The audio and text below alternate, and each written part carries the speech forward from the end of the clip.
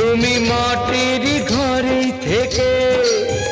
যদি মাটির প্রদীপ হও বা ময়ূর মহল জুড়ে যদি ঝাড়বাতি হয়ে রাও, তুমি মাটির ঘরে থেকে যদি মাটির প্রদীপ হও বা ময়ূর মহল জুড়ে যদি ঝাড়বাতি হয়ে রাও, তবু ছড়াতে গেলে